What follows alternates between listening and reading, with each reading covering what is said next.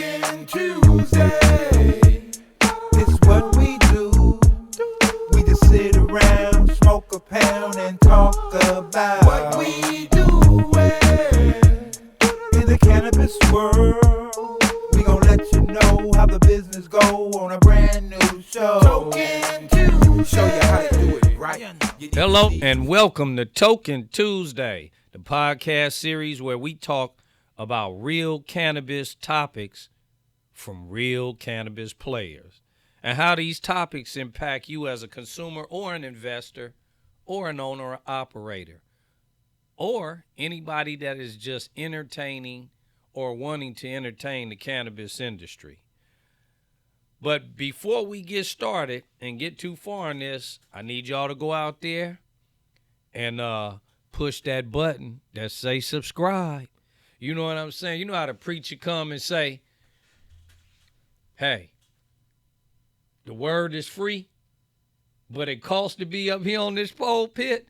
Well, you know what I'm saying? Hey, it's free, baby, but we need y'all to push subscribe. Hey, look, you know what I'm saying? I thought you was going to say the doors of the church is open. Go ahead and touch the tide and push the button. Push the button. California Cannabis WC, y'all. Look us up on all streaming platforms. Look us up on all social media, Instagram, you name it. My name is Virgil Grant, and to my left is Keith Williams, and Marco Barrios is out tonight because he has a cold, and he didn't want to infect us. So we appreciate Marco for thinking about us on that level, because, yeah, we still trying to stay in the mix and give y'all what you need. You know what I'm saying? We proceed to give y'all what you need. All right, so we're going to go in depth on a couple of things. We're going to jump in and talk about federal law. You know what I'm saying? And get real live about federal law. So Virgil, before we jump right into federal legalization and how that's going to impact local law, let's give kudos to the state of California for passing SB 1059. SB 1059. Yeah, we talked to y'all about SB 1059, and that was a bill to lower taxes within the state of California for owners and operators, which, of course, when the taxes are lowered to us, then we lower the taxes in return. When the taxes are hiked, just like any business, they got to pass that on to the consumer. So the fact that, you know, they're lowering something that doesn't have to be passed on to the consumer or that may have been passed on to the consumer is now going to be relief for the consumer, I have to say, kudos, right? Absolutely. To the state of California. Y'all was thinking about the people. It ain't about us. It's about the people at the end of the day. Right, and this is happening at a critical time. As real cannabis players, we've always told you about the industry. Right now, the price of a pound is probably at its lowest point. So anytime that the state can actually go in and take some of these tariffs off and make it easier for people to put medicine in their pocket without those extra dollars is always a good thing. Now, what we really want to shape for you right now is what happens once cannabis goes from a Schedule 1 on the Controlled Substance Act to a Schedule 3. How would that impact like a law like 1059 that has just been put in place? So they took the effort of killing the double taxation, but when you really look at the bigger landscape, when the feds step in, they're going to regulate who's getting anything. So exactly. The city, the county, as well as the state will be affected. Exactly. And which is a good thing, once again, for y'all, because then that affects the consumer in a positive way this time. So, you know, you guys would want something like that to happen. And we're talking 30% for the owner-operator back into their pocket because of 280E. So that's a big, huge thing. Now, if I'm able to put 30% back in my pocket, shoot, what you think how you think my price is going to lower at that point? Now I can compete. Now I can compete hard with the illicit market and get them a run for their money. So now you guys can get quality medicine that's been tested. No pesticides, no molds, no heavy metals, no negative properties or negative things coming to you or benefits coming to you. regarding cannabis when we are able to compete on that level. Then you don't have to walk into them trap shops thinking y'all getting something for a cheaper price. Like I'm getting more for my money, so I'm gonna go up in this trap shop, you know what I'm saying, and smoke this stuff that's gonna blow my lungs up, because that's what y'all doing. So let me just tell y'all, don't be an idiot. Think about yourself first. Think about your health first. Sometimes we trade our pockets for our personal health. Oh, I'm going to buy this because this is cheaper. But it's tearing your health up. And in the long run, you're going to be going to the doctor. You're going to be buying medicine. And it's going to cost you more money in the long run because you done tore your health up. So you got to understand what the real drawbacks. It's just like getting that medicine. Oh, buy Ozempium, Zambax, or whatever. And then they going to run you down with that long list of things that. Them side effects. I heard one of them is blindness. Cause your nose to run. Boogers to pile up on the left side of your nose, and you know what I'm saying? Your fingers to get stiff on you, for your knee to give out on you, all to fix one thing, heart stop, high blood pressure. They're going to give you about 40 different things to cure to so-called solve one thing. So you don't want to put yourselves in a situation where you're trying to so-called save your pocket.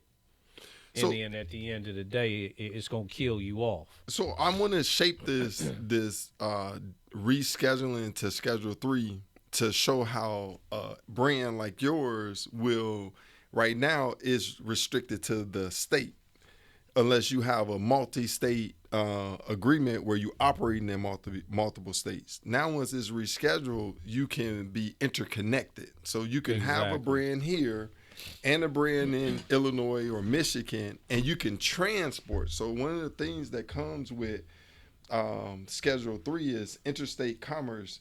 Interstate commerce. So let's talk about interstate. Any of y'all that didn't call cases for that interstate combat, y'all know what I'm talking about. That means that you was carrying that dope from one state to the next, and every state you went across, they hit you over the head with some time. Or you went through, you came from California to Arizona, 5 years. Then you went in New Mexico, 10 years. Then you went into Texas, 15 years. Y'all know what I'm talking about. See, it eliminate all that interstate commerce, because now it's legal, or it's been descheduled to now where we can go state to state. Beautiful thing that Keith is talking about is now a brand, and we'll talk about California cannabis. Now California cannabis is not just going to be a California brand, but it will be a California brand still, just being able to distribute that California brand in other states. Right. That's like Krispy Kreme starting on the East Coast and coming all the way to the West Coast. You got to remember, back in the day, In-N-Out Burger didn't start in California. In-N-Out Burger started in another state and then came to California. So it allows those businesses to then service other states without any repercussion regarding cannabis.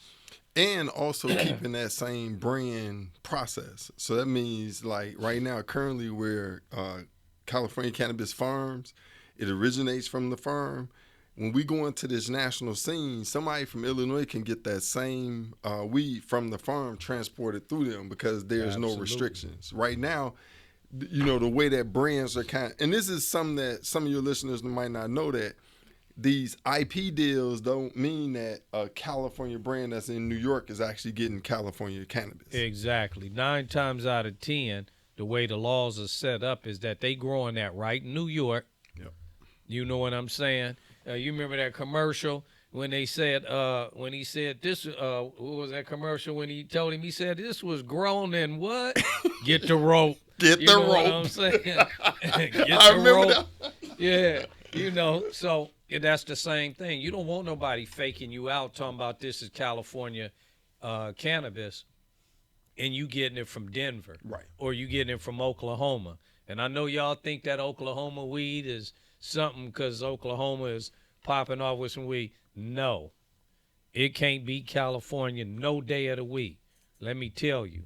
And I know you Oklahomans is probably hating right now, but y'all can't do what we do here in California when it come to this California cannabis. Only the best grows in the West. Y'all better recognize. Now, this is something that we've been talking on the show for quite a while. What is the impact on states with existing legal framework? So based on my research, it says adaptation of state laws, state with existing legalization framework, both recreational and medical, may need to adjust their laws to align with the federal standards. This could involve changes in regulatory structure, taxation, even the type of products that can be sold. So there is a gray area with this rescheduling that we as consumers, business owners need to definitely keep an eye on as far as, okay, now that we have federal legalization in states like Texas or Florida, how does that restrict us to going into there only for medicinal? Like, how exactly is that going to work? So let me be clear about that. And you guys need to understand that because that's a point that Keith brings up. No schedule at all is a perfect scenario. Yes. Alcohol ain't on no schedule. You understand me? So when we talk about descheduling or taking it off the schedule all ago, cannabis should never be on a scheduled list. It's kind of unfortunate how things that can be grown in a garden, just like a tomato, a lettuce, just like any mushrooms or anything that you eat. And they have mushrooms out there that you can eat, and they'll get you high or have you hallucinating. You know what I'm saying? And so those mushrooms are grown in the wild. They're not even, now I'm not talking about those mushrooms that are grown, in your garage or under some lamp lights or anything like that. They got mushrooms that are grown in the wild. Peyote. All of these things that are naturally grown things. When you think about poppies are grown naturally.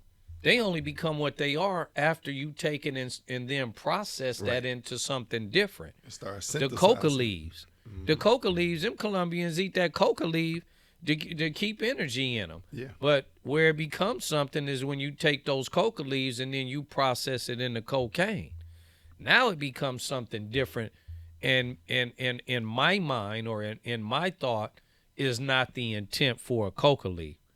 And a coca leaf is naturally grown. God put that there, just like God put all of the other stuff, the poppies and the poppy fields and the cannabis fields and all natural herbs and seed and yielding of its own kind, herbs that yield the seed of its own kind, right. and fruit that bears its own fruit. That's all in the Bible. That's God made. Right. And man wants to control everything that God made. The water. That's why we got to buy bottled water now, because they want to control the water. Next day, you go to the gas station, you buying air. Damn, I thought air was free. You know what I'm saying? But you paying for air, you paying for water. We didn't used to pay for air and water. You know what I'm saying? That was free. And I understand, when you had a house, then you had to pay a water bill and all that stuff, but I'm talking about just like water in a bottle and stuff like that. We can go in the house or drink out the holes or whatnot. You know what I'm saying? So anyway, long story short, when we talk about scheduling in a perfect place, we want to take it off the schedule list all to go. And then we don't have any of those issues. And all they got to do is then just have one basic tax on there like they do on alcohol. And then they have a licensing mechanism like they do with a liquor license, an ABC, and keep it simple. Why are we complicating cannabis so much? Well, now let's talk about the states that have no cannabis or prohibition against cannabis. So in this new scheduling, they have to figure out a way to say, how do I transport through a Florida? Or how do I transport through a Texas or a Mississippi or a Louisiana? Because with their medicinal transports, they're going to be different than a recreational. So I don't think it's going to be any difference between recreational or medicinal transportation, because transportation is going to be just that, right?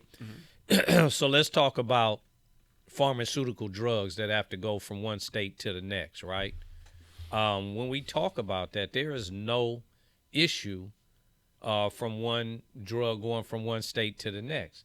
And you can have a ban on certain things within a state. If it's passing through, it's passing through. You understand what I'm saying? So I don't really see where that's going to be a true issue. Once this thing cracks open federally, those states that didn't come along, I think, will then begin to come along. Just like you have investors that invest in the cannabis industry now, even though it's still a Schedule I drug and federally in a Schedule I drug category. Then you have those investors that say in the banks, oh, we don't want to touch it. This is Schedule I, and the feds this and that and that. Was stupid, ridiculous. We still running a business and we still paying taxes like a legitimate, ordinary, everyday business. Matter of fact, we tax higher than an ordinary business. So with that being said, and we're talking 1996 to present day, we're talking over what? Is that 3 decades? Do the math on that. 1996 to present day. You know what I'm saying? What are we talking about now? Like, it's asinine for us to sit here and even begin to have a conversation of a state that doesn't have some form of legalization.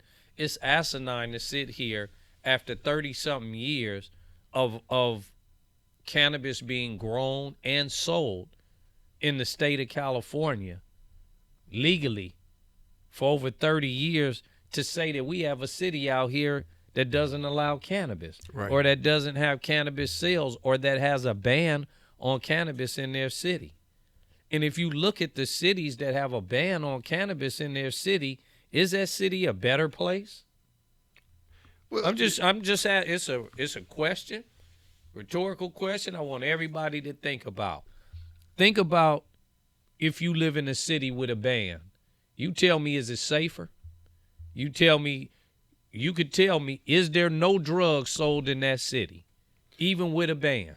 Well, the statistics are already out. They say in places that have dispensaries, home values have went up. My point exactly. They say in places and commercial property has went up in value. They say in places that have restrictions, not only have the economies went down, but people like Florida, that's a prime example. The governor is paying to keep it off the ballot and only could raise $10,000. The group that wants it recreational medicinal raised over $30 million.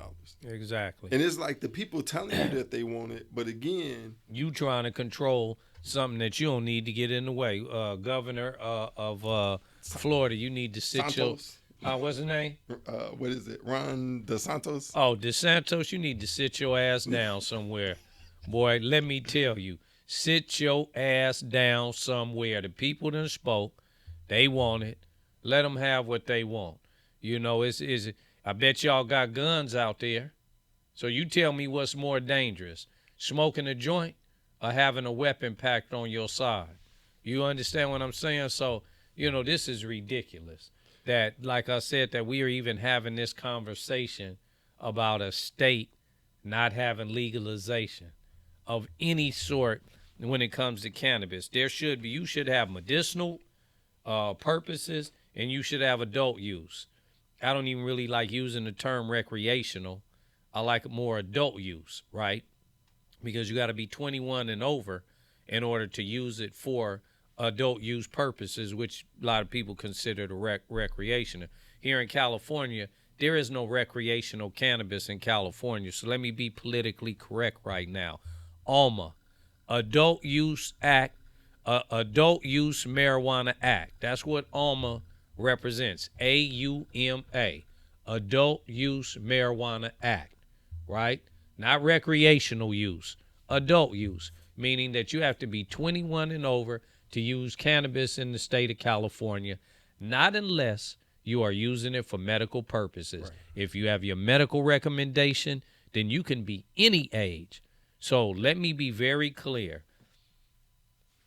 Prop 64 did not do away with medical cannabis. Why? Because we as owner and operators still hold, some of us, and maybe hopefully the majority of us, I know I do, still hold an adult use license and a medical license. So if a patient comes to my door and they are a minor with the in the presence of their parent, they can come in and purchase cannabis with that recommendation. That is legal in the state of California. Don't let nobody tell you anything different, and can't nobody deny you your medicine. I don't care who it is. If they have a medical and adult use license, then you can go into that shop and purchase your cannabis. A lot of people don't know that. So two things I just want to follow up what Virgil just said. So part of what federal legalization might create is a clear distinction between medical and recreational cannabis. We know as operators that there's a higher potency in medical versus adult use products. And then medical patients can buy more also. Yeah, but see, let me also interject in there and put some things in perspective. It's not always about the higher THC content than it is the quality of the product. See, we get caught on, and that's something that we wanted to dive into, was the THC content, right? Because people get this fallacy that, oh, if this is 20% or 30% THC, it's going to be some better weed than if I had that 18 or 19% THC with all of my cannabinoids and terp properties up in there. So I got a little bit of my CBD mixed in there with a little bit of my CBN, with a little bit of my CBG and a little bit of my THC, and we talking at 18%, but you got all of those good properties in there affecting me in the perfect way. I guarantee you that's going to be some way better weed than that 30% that you smoking that's lacking half of those properties because it's been crossbred out. So you know what? Now I want to jump right into the strands and strand selections, but let's just close out our first talking point. So in summary, federal legalization of cannabis could standardize many aspects of cannabis law across the United States, but it would also create challenges as states adapt their laws to align with the new federal framework. The exact impact would depend on the specifics of the federal legalization and how it addresses the balance of power between the federal and state government. Now, the next thing that we want to do is educate people on cannabis strains. Hit your phone, man. You know what I'm saying? Hit your phone, baby. Your battery going dead on him, and you know what I'm saying? No block. No block. Deprioritize. Pop. So let's talk about the basics of cannabis strains. And this is aimed at educating the attendees on the different types of cannabis strains, their effects, and how they can be used for various purposes, whether medicinal or recreational. So, Virgil, how many categories of cannabis strains? And we're just talking about basically the sativas, the hybrids, and the indicas, right? So when we talk about how many categories, right? So just out of those so when three we categories, talking about those strains? 3 categories, yeah, because strains. When we talk about strains, there's thousands of strains out here, and really, to be honest with you, it's really not. Right. So let me just hit y'all with something that's gonna bust your little funky bubble about thinking it's 1,000,001 strains out here. It's a sativa strain, it's an indica strain, and anything in between that is hybridized, right? So your sativa strains are your strains that we all know that motivate us, that give us that little tighten of the head, you know what I'm saying? And let me also bust your bubble. It is an Afghani origin strain. Hindu Kush, OG Kush, which the industry keep calling the indica. It ain't an indica. Oh, it's definitely a sativa. It's a sativa. Because soon as you hit a good OG, so y'all out there talking about, oh, no, man, I don't smoke no sativa. I only smoke OGs. I only smoke that Indo. Right. No, you're smoking a sativa, fool. Just know that. So wait a minute. So I'm gonna really help shape this, because I think once we start putting them into these, let's take our strands and put them into categories. So you heard of glues. Yeah. You heard of hazes. Yep. Cakes. Yep. OGs. Yep. Exotics. Yep. And desserts. Yep. Right. So when we talk about glues, right, these are typical strands like Gorilla Glue. Now, Yeah. Virgil just talked about a sativa. One of the things that people tell you about sativas, they got longer life cycles to grow. Correct? Absolutely. When I grow Gorilla Glue, my OG's about 60 weeks. 89. Right. When I'm growing Gorilla Glue, it's gonna take that much longer. That's how we Exactly. always know when it got more sativa in the plant. Exactly, because it's a longer growth cycle. You know, when you looking for them ones that pop in, that finish up in 50 days, 45 days, 49 days, 60 days, you know, that's where you're leaning towards more of your indicas. And those are 9 times out of 10 are your ones with the color turning purple when it gets cold. Those are more your indica style strains, more with your fat. When you see your leaves, your fan leaves fat, you know that's an indica. Right. When you That see means them it's real farther- skinny, closer to the equator. exactly. When you see them real skinny like my fingers, and you know those are sativas. Right. This is really a good indicator in anywhere where you see that plant. So when we go into our grows, a lot of times as those plants are starting to bush out, that's one of the first things that we look at is the thinness of the leaves. Yep. Like Virgil just said, the thicker the leaf mean that it came from a colder climate. So it's Absolutely. farther away from the equator. Exactly. Like when you go up into those Afghan mountains in those cold climates, the plant had to thicken up because they had to endure it. Whereas in the, a tropical place where I'm closer to the equator, I could be a little bit thinner. Exactly. Now, where this is really, really Malawi gold, right. So Africa. now let's talk about the first category we talked about was glues, right?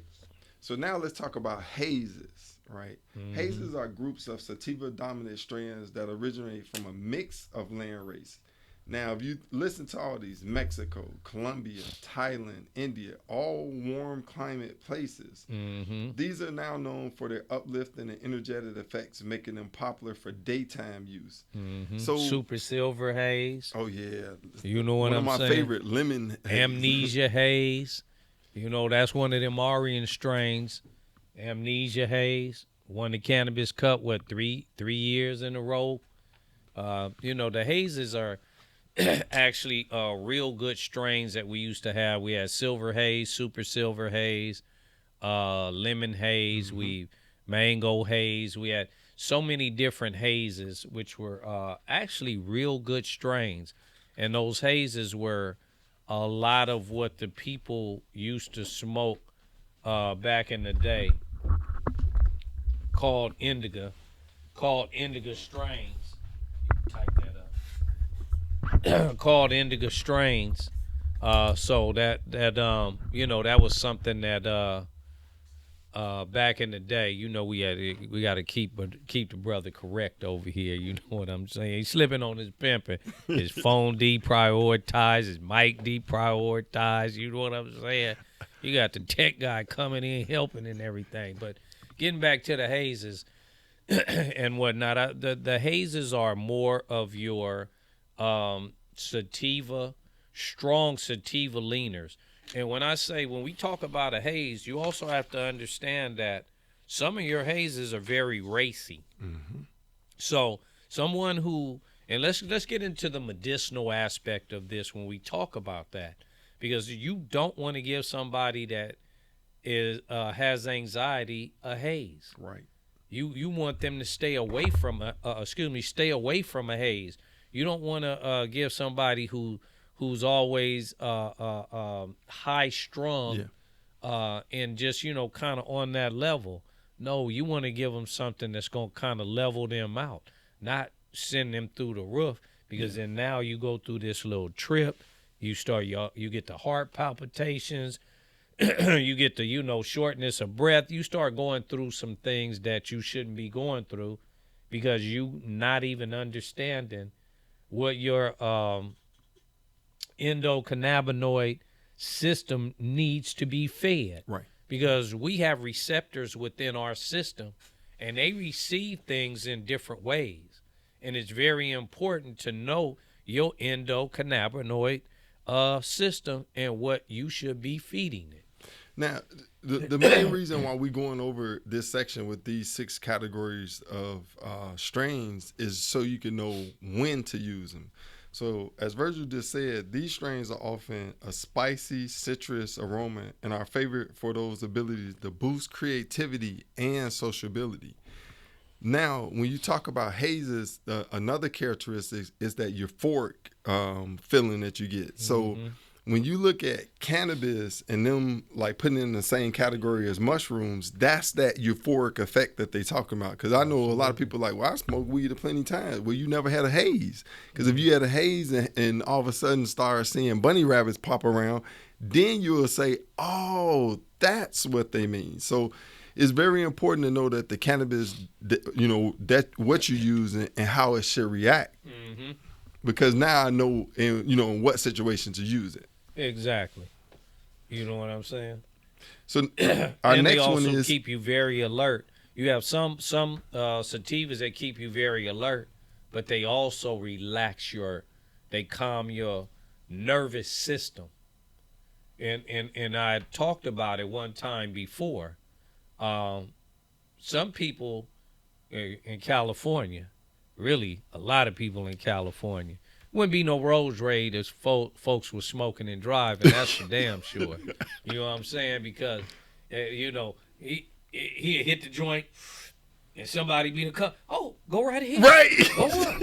You know what I'm saying? Ain't no problem. Yeah, ain't nobody trying to fuss and fight. Oh, I'm sorry I cut you off. Right. You know what I'm saying? It'd be all peace and love. Peace Everybody be excusing each other. You know what I'm saying?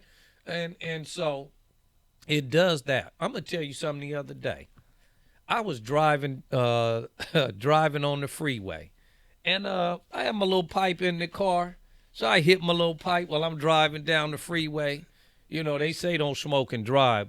Come on, man, that's some bullshit. If y'all really know, I'm just telling you. They want to talk about. We could talk about the law, but we could talk about reality, and those are two different things. The law and reality is two different things. I don't believe in telling a woman what she could do with her body. She has the freedom and right to do what she wants with her body, and no man on the face of this earth can tell her anything. That's between her and the Creator, God above, right? And we need to stay out of that business. It shouldn't even be on the ballot for us to even vote on. That should just be a God-given woman's right to do what she chooses to do with her body. With that being said, here I am. I should have the right to choose what I do with my body. And when I consume cannabis and I'm driving, I find myself being a lot more cautious. I find myself being a lot more alert. I find myself not being nervous if a car veers in front of me or jumps in front of me or whatever I'm doing. Everything is leveled out perfect. Like I can drive. Let me tell you something. I hit the joint or I hit the pipe while I'm driving. I could drive, and even though you don't need to be doing, but I could be driving and texting and I ain't even swerving all over the lane because that shit got me right. You know what I'm saying? So I'm like, woo, and I'm texting at the same time. I ain't high and I'm trying to text and drive. I damn near run off the road and hit every car on the freeway. I'm just saying. So we left off with hazes, but here's another one: cakes, right? Cakes. So cakes usually refer to strains that have a rich dessert-like flavor profile. Now, blueberry. Before we go into cakes, there's a distinction between cakes and desserts. Yeah. So I just want to say that, but if you could tell me like wedding cake or some cakes that you. So you got ice cream cake, you got wedding cakes, but see, these where you go into your hybridized type cannabis, where one strain has been crossbred with the other one to create this so-called cake, and so you get a lot of different properties mixed in when you create these crossbred strains, and if the person who's creating these strains, and see, this is where the industry becomes a little more dynamic, and you begin to talk about the cultivators and the people that release these strains. I personally feel that anybody that creates a strain should, one, pheno hunt. Once they do that pheno hunt, then they should test, right? Everybody has a test where when they do their pheno hunting, and if you guys don't really understand the lingo of pheno hunt, it's when I crossbreed a strain, and that strain breeds me seeds from a plant that I've crossbreed. Basically, I have mated these two plants together, and one of the plants got pregnant with a bunch of babies. Those babies are now those seeds. And I take those seeds. Those seeds are not going to all be the same. Why? Because they came from two different strains. That's like you having 6 kids. All your 6 kids ain't going to look the same. They all going to have different characteristics of the mother and the father combined together. And some may look just like the daddy. Some may look just like the mama. Some may have the color of the mama but look just like the daddy. All kind of different characteristics. Those seeds have the same thing. So when you gather those seeds up and you pop a few of those seeds, meaning you germinate, this lingo, when you pop a few of them seeds and then you let that grow up, you take that strain and now you want to let it grow full term, right? Or you may want to clone from it. Take your mother, sit your mother to the side, mother being the original plant that came from that seed. You put your mother to the side and let your mother grow up. You cut you some clones from it, and then you plant those clones and you let them grow all the way out full term, right? You got them labeled, so you know it came from mother number one. And then now you take that, cure it, process it, and you smoke it to see if it, one, gives you the effect that you want. While it's growing, you're looking at the characteristics to see if that's what you want to see color-wise. Does it have the look of that strain that you want it to look like? Is it more, did it take more of the sativa in that strain, or did it take more of the indica, or did it just stay an even 50-50 or maybe 70-30, 80-20, 60-40, whatever? But it's what you look and want out of that. Once you get that strain that you want from that plant, and you may have to pop 4, 5, 6, 7, 8, 9 seeds. 10 iterations. Exactly, to get to where you get. Because, hey, this ain't easy. And it ain't just as simple as y'all think, oh, we could crossbreed and pop. We got a new strain. Because I have people hit me up, say, hey, man, can you create me a strain? Do you know how long it take to create a strain and the time and come with the finished product? Like, come on. Y'all must don't know. But anyway. But no, they think it's all like Gorilla Glue. Gorilla Glue number 1 didn't like it. Number 2 didn't like it. Number 3 didn't like it. Number 4, bing, bing, bing, bing, exactly. Bing. It ain't that easy. It's not that easy. So once you take that and get it to where you want to, now you consume it. What I believe as a cultivator myself, that cultivators should be a lot more responsible about then expressing and sharing those characteristics of that strain. Right. Because now you have a certain cannabis plant that you are now growing, and you created it for a particular reason. Right. Share that reason why you created that, so that when somebody is consuming that, they understand the purpose of that. So that's a really interesting point of how you capture that perspective. Because if you look at the future, that's really what cultivation is going to be about. Exactly. Terpene harvesting. Yes. I need a certain terpene profile for this ailment, so I want to make sure that if it's Himalayan for nausea, that hey, this plant is expressing itself with a registered amount of Himalayan, so it affects the body. Absolutely. So that's definitely the future of cannabis. And or not so much limonade, you know what I'm saying, and so on and so forth. It's understanding your terpene profile, understanding your cannabis plant of whether you want to go sativa or hybrid or indica. But there are so many different things within that. You even have strains that have natural aphrodisiacs. If you ever had a strain that you smoked a strain before, you and your girl, and next thing you know, y'all wonder why y'all getting buck wild. That's because that aphrodisiac in that cannabis. You know what I'm saying? And a lot of y'all know what I'm talking about. But some of that stuff made you get real right. You didn't need that Viagra because you hit that J. And you was Dr. J up in there, slam dunking and something. You know what I'm saying? Wait a minute, don't add no pure pressed watermelon juice to it. Oh my goodness! You be done toe the backside, knock the lining out. Exactly. So I mean, we just say that to, give you guys some reference points on cannabis. But let's move forward on some more things regarding particular strains. So the next strain I want to go in is OGs. Now OGs is a favorite for my brothers and sisters in the black and brown communities. When you break down the terpene profile of an OG, it breaks down to myrcene, caryophyllene, and limonene. Wow. What does that sound like? For y'all that ain't educated, that sound like a sativa strain to me. Because those are all the properties of a sativa strain. But we keep allowing the industry to go on and call OGs indicas. Now, when you think about OGs, I guess the biggest controversy is that they start in Southern California, that they start in Florida, were they properties of something that came across the ocean. And I think it might even be a combination of all. That's a fallacy. Okay. I'm going to tell you straight up, that's a fallacy. Well, we want your spin on it. So you got to think of what the characteristics of a true OG is, right? So we talking Hindu Kush, we talking the mother of all Kushes. When we talk about the Hindu and the Afghani Kush, those are where your OGs come from, your true OGs come from. So you have to understand a lot of the origin.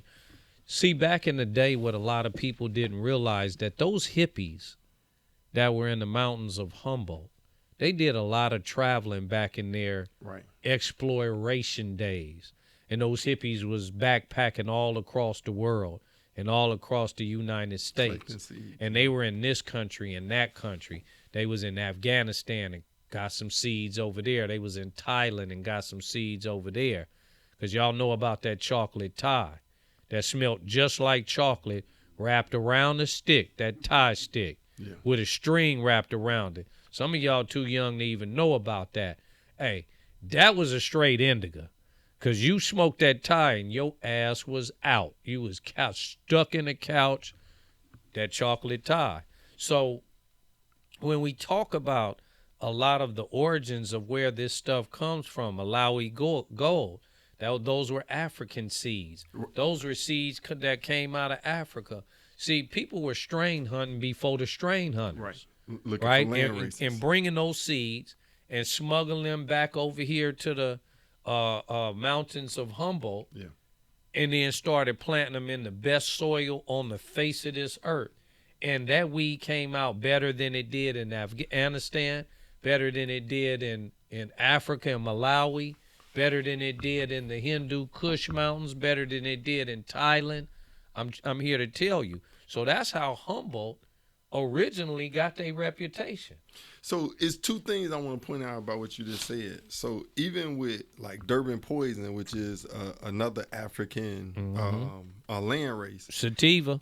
Another sativa, right? A lot of your sativa land races are actually have THCV, which is like it's basically the weight loss weed. Absolutely. Now, here's the other thing about Didn't give you the munchies like that. right. It's kind of the reverse effect. Yeah, of it actually, made you not really want to eat. And a lot of y'all know that it curbs your appetite. Now, why that's so important? Because I always look at like the origin, place of where it came from. If you think about it, a lot of those guys, if they were hunting, it might have been a far distance between it. So you needed to be able to conserve your energy and stuff. So a mechanism that literally gonna help you, endure the day, keep you energetic because it's a sativa and help you, conserve your energy, I think is perfect for the environment. Also with OGs, when you look at where they came from in Afghanistan with the low light, they're gonna also help origins like when you look at like a Bubba Kush that sells really well in Louisiana and Mississippi. I always look at these strands and where they being sold at and how it affects the people there. Because if you think about it, it's like from the originator where it came from, this is what was missing, and it's always going to suffice another region that has that same conditions. Absolutely. All right, so we talked And about Bubba used to be famous. Bubba Kush, Master Kush, and OG Kush. Those are your three Kushes back in the day. And then you had three Kings when somebody got, wise and decided to crossbreed the Bubba, the Master, and the OG, and that's where they got the three Kings from. So now we That's talked a history lesson, y'all. I'm always spit some history. the historian. Yes, sir. California cannabis historian. So far we've talked about glues, hazes, OGs, and cakes. Let's talk about exotics. Now, exotics refer to a category of cannabis strains known for their rare, unique, and often visual striking characteristic. These strands Just came about, so let me hip you all to that. It ain't been around like that. So let me just be very clear on that. There were strains that we looked at that looked exotic and had colors in them. And they were from different regions, like when we talk about your Hindu mountains, where it had those deep purples in it and deep colors all through there. When the leaves are growing, you can see the reddish part of the leaves. When you think of Acapulco gold, or you think of Columbia gold, you know what I'm saying? You think of some of those original strains. Those had different colors in those leaves that was growing from the plants, and that was from the top to the bottom. So those were the different characteristics that we were talking about back in the day, which some of those strains were considered exotic. This is only in the new day time where people have crossbred strains, where now we're talking about what is considered an exotic strain with all the multiple colors in it. Now we have stepped into a new era of that. So know that that's not something old school. That's something new school. Just want the audience to know that. No, you 100% correct, because exotics, you'll hear a lot of the rappers call it Zazas, or Zaza Prime. So again, this is like we like to put them in buckets so we could be able to say, oh no, that's something different right there. Now, when you look at these strands, they are highly sought out for their potent effects, which can vary intensely relaxing to highly euphoric, making them favored among connoisseurs and those seeking standout cannabis experience.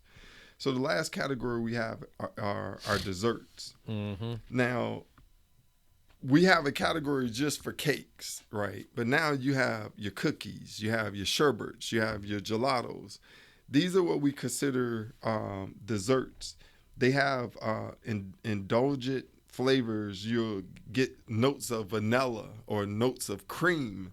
And again, it's something special, but the way it expresses itself, it's a new cannabis experience. So when you think about the thousands and thousands of cannabis strands out there, we pretty much can put them in these 6 categories, either of a glue, a haze, a cake, a OG, an exotic, or a dessert.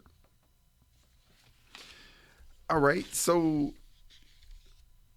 I wanted to basically close that one out by saying each category offers a unique experience, appealing to different preferences and needs within the cannabis community. The diversity in cannabis strands come from varying genetics, cultivation practices, and breeding techniques, leading to a wide range of effects, flavors, and cannabinoid profile. Which is good. I would have to say, I'm always about progress, which is good for the industry.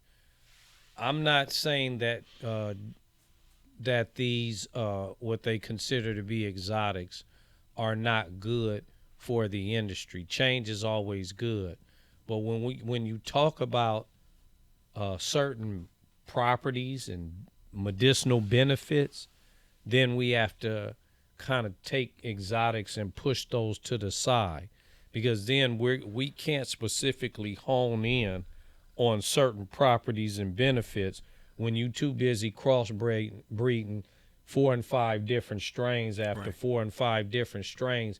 Then you lose a lot of the true genetics that you had from the original strain, and then you crossbred it so much you just kind of mixed it. It's a hodgepodge, almost like gumbo. You know what I'm saying? Or goulash or something that, you just takes and mix up. And I'm not saying it's not good, because gumbo is good, damn good. And you have a lot of good stuff mixed in that gumbo. But let's say when you talk about somebody who's on a certain dietary program, then all that stuff in that gumbo ain't gonna work for them. You understand what I'm saying? Right. So then you have to talk about and go back to the basic foods where it has this property: your meats, your vegetables, and your starches, right? And so those are your hybrids, your indica sativas, right? The categories that we talked about that medicinally take care of the things that they need to medicinally take care of. So when we're talking about medicinal properties, not commercial use or recreational use or adult use, where I'm just smoking to get high or feel good or relax or whatever the case may be, then it only takes a couple of things to make that happen. Maybe exotics are a part of that, right? Because exotics are really crossed with a lot of hybridized stuff. They lean more towards the indica side, because that's why you see those deep purples and deep colors into them, because they're more indica leaning than they are sativa leaning. That's why they don't. That's why something that is more sativa leaning is not considered a Zaza or an exotic. You know what I'm saying? Which, this is where we are now in the industry. But for those out there that are looking for medicinal properties, stick to your basics, because that's gonna feed you what you need. Your exotics, and as I'm an old schooler, so we kind of been leaving the exotics to the youngsters, because they just smoke to get high. Right. They don't. There is no other purpose that a youngster is smoking except for to get high. Now, once we get up here in age, we begin to smoke for different reasons. Now, it's a purpose behind smoking, Pain. not the purpose of lighting a blunt with another blunt to see who can get the highest and who gonna get stuck on the couch first or whatever the case may be. It's a purpose behind it. I'm a little edgy today. I need to relax. I'm trying to get some sleep. I got to get up in the morning and go to work at 2, 3 o'clock in the morning, and it's hard for me to go to sleep. I'm gonna hit this joint. I'm gonna let it relax me, let it take me to sleep. I can get enough rest and be well rested to get up in the morning.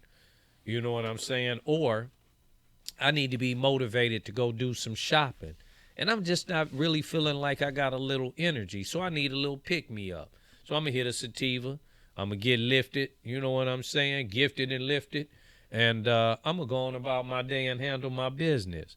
And if I got a little pain going on, it's going to knock the edge off of that pain where it could be manageable for me to go do what I got to do, right? So you have to understand what you need and what your purpose is and why you are consuming cannabis. And if you're just consuming it just for the purpose of getting high, then you should know what strains get you high, and that's your purpose, then that's your purpose. But I guess the real reason why we want to educate people as far as like the available strands out there and their beneficial use, because now if you know, hey, I'm about to finish a term paper, using a strand that has CBG that's going to really, really get you focused in on it is advised versus, hey, I'm going to go work out and, run 3 miles. Using a strand that has, more sativa dominant. Mm-hmm. Even, the fruits, like fruity weed has, like the more citrus ones are more uplifting. Mm-hmm. So utilizing your nose and just being able to. There's something wrong. Please try again. Oh, she got to talking when we wasn't talking to your ass. Shit. But just using your nose and knowing the terpenes that energize you and uplift you is always a good indicator to know, what it's going to do for you once it gets in your body. Absolutely. I do want to just touch bases real quick because I know we had talked, and are we finished deep diving into the strain part? Yep, we finished So that there's one. just one little thing I want to briefly go into because we kind of talked about it, and there were a couple of viewers that wanted us to kind of circle back around and talk about the business aspect of the cannabis industry. And one thing you'll find out about us is we're realists. Yes. When I said that we are real cannabis players, we're talking about real issues from real cannabis players. You have a lot of people out there that'll give you the pretty and fluffy story of the cannabis industry. We're here to give you the real story about the cannabis industry. Sometimes it may not sound pretty because the cannabis industry ain't always been pretty. Right. Prison time. Cannabis ain't always been pretty. Raids. Cannabis ain't always been pretty. You know what I'm saying? Getting fined or getting arrested. It ain't always been pretty. Getting into business with somebody and your partner and they end up taking your business over because you didn't want to put your name on it. Cannabis ain't always been pretty. You and your partner growing together, he bought the equipment and you running the show, and then all of a sudden you walk in and all the equipment and everything is gone because y'all had a dispute. You know what I'm saying? Cannabis ain't always been pretty. You put up the money and the other one doing the work, and he got his name on it, but you the money man, and now he done walked off with the license and location and moved, and basically you shit out of luck. Cannabis ain't always been pretty. But one of the things I want to speak to specifically is this. With this new emerging industry, you had cities, states, and counties step in and say, hey, we want a legalized system. But in a lot of cases, by no means did they come in with solutions. By no means did they actually come in with, financing or any type of what I call mechanism that would have helped us build a mature industry. They came in with greed. Right. They came in strictly not what I could do for you, but what you could do for us. And that was the city's attitude. Oh, we could tax this? Oh, we could collect this amount of taxes? See, the city always looking for a new revenue stream. Right. You know what I'm saying? So they can line their pockets with that extra money that's coming in. You have to keep in mind, how was the city of Los Angeles operating before they got that $250 million from the cannabis industry on the first go-round? Explain that to me. How were they operating without that in their budget? Oh, they was operating just fine.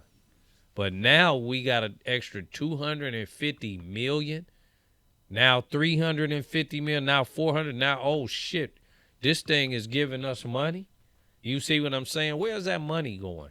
Because you can't tell me that it's all going to the Department of Cannabis Regulations. We know 10% of that is going to the LAPD. Right. That's what I was just about to say. And what they doing for the money. Right. Let's call it what it is. So when we come back next week, we're going to come back next week and we're going to give y'all a chart. I'm going to task Keith to go get me my pie.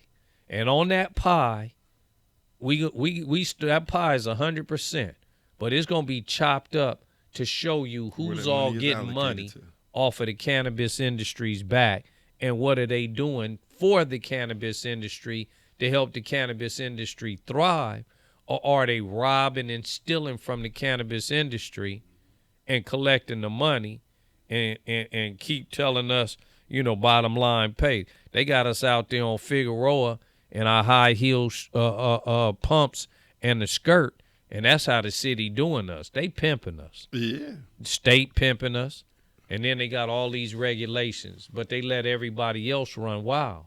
But they want to sit here and restrain us. But wait, there's a purpose for this though. And see, and I was pointing this out to somebody the other day. You said it. They could have just made this like any other commodity. Yeah, they could. But the fact that they scheduled it is almost like another chain and ball that we got to carry around and still figure through this market. The market is not mature enough for the tariffs and the compliance that's being put on it. If you just allow business to occur, money will be made, and then you come in and taxes tax will it. be paid. Yeah, but so let me just be clear about this, and we talking specifically state of California and L.A. L.A. is a very aggressive market, so if you ain't a player, don't step into L.A. And players know what I mean. If you not a true player in the cannabis industry and you know how to get down with the get down, don't come here, because this ain't a place for you. This industry here has real players in it. Some that aren't real players that got into this but had a boatload of money and understood how to navigate, maneuver some things, right? And knew some basics, and got in here and became very aggressive with it and understood now the market and the climate and people's spending habits and so on and so forth, which Keith talked about last week. They kind of understood those few things and had enough money to come in and buy up a few locations and a few other people and partner with a few other people and gain control over the market. That's L.A. My recommendation is that there's still money and a lot of it to be made in the cannabis industry. L.A. retail is not the market. Maybe in another state, maybe in another far out city in California, would be my recommendation. Then you can get paid in full. Then it's a boatload of money to make. But right now in this very saturated and aggressive market in LA, it's not the market to be in. Cultivation is still a struggle because of all the cultivation we got going on in the state of California. And still over 60 to 70% of it is unlicensed growers, right? So once you get a control on those growers and those retailers, then the market can begin to get its footing and mature. But that's after that's done. I'm only speaking for California and the LA market. Other states, say you go open up in, say, Texas, legalized tomorrow, and you go open up in Texas, probably be a millionaire overnight. Open up in another state, Mississippi, millionaire overnight. Or any other state that doesn't have legalization or that's bringing legalization for the first time. Oh, you can get rich quick in those markets. But it's a small window, and they need to be aware. Very small. Once I get the license, I need to make sure that I'm trying to actively move it and turn that money over so you can go into 5 another years, industry. Yep. which is a small window. 5 years. You got 5 years to get it. You get while the getting is good. So I just wanted to touch bases on that because we did have a viewer that reached out to us, and I encourage you guys to email your questions to us at VG at CaliforniaCannabisWC.com. Email our questions to you. Even send it through our website. You can go through our website or through our app and www.californiacannabiswc.com, or you can go and download our app off of the iTunes store and the Androids. Download our app and send questions. You viewers make a part of what we're doing here, and we're here for you. So if you guys have any questions, and also go and subscribe to our YouTube channel and all of our other streaming services that we're on, because we're on every streaming service channel. So just go follow us, like us, subscribe to us. Comment on some of the things. Comment on, exactly. Comment, because your feedback is important to us. If there's something you guys want us to bring up as a topic, you want answers to, you want to know something, we have a wealth of knowledge sitting right here. And we want to share this wealth of knowledge to those that want to receive it. So Virgil, let me give them a update on what episode 11 is going to be about.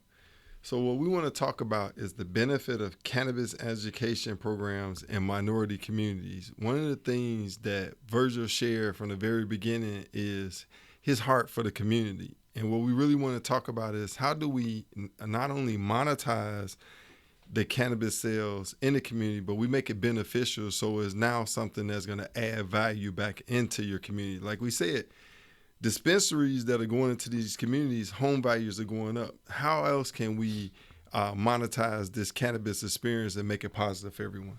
Absolutely. And so we thank you guys for tuning in to Token Tuesday.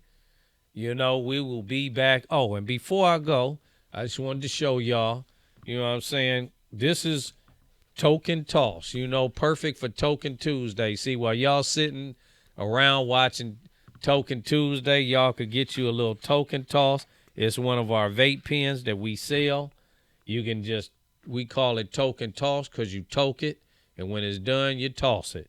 You know what I'm saying? So hey, we got to have a contest. How many tokes to empty one of them jokers? Yeah, how many, you know, yeah, just like how many licks do it take? To the center? Yeah, the center of a what was that, a blow pop blow or something? pop, right. Yeah. So how many to tokes empty would it take? So we have hybrid. I mean, this is our sativa, the yellow one. And then we have our indigo and the green pen. And then the red pen is our hybrid. So come down and get it. These retail at $15 out the door, y'all. And they all made in-house. All I made use in-house. these products. Oh, yeah, absolutely. And then you come get our icicles. Our icicles, only the best grows in the West. So let me flip this up for y'all to really get, oh, man, feast your eyes on that. You get 5 joints up in there. It's glistening. Yes. Look at that. And so that's covered oil, painted in oil, rolled in keef. That's like a moon rock on a joint. Mm-hmm. You know what I'm saying? You gonna be doing slow. Yeah, the moon rock gonna have you doing the moon walk. You feel what I'm saying? The White House burns slow. That burns slow, man. Right there. Oh yeah, slow burning. So come get your icicles. These retail for $30 out the door, for a 3.5 grams in there of 0.7 joints. Hey, California cannabis, where only the best grows in the West. Thank y'all for tuning in to Token Tuesday. We will see y'all next week at same time, same channel. Tune in to us. Until then, we'll holler at y'all later. Peace. Token Tuesday, it's what we do. We just sit around, smoke a pound, and talk about what we do in the cannabis world. We gon' let you know how the business go on a brand new show. Token Tuesday, show you how to do it right. You need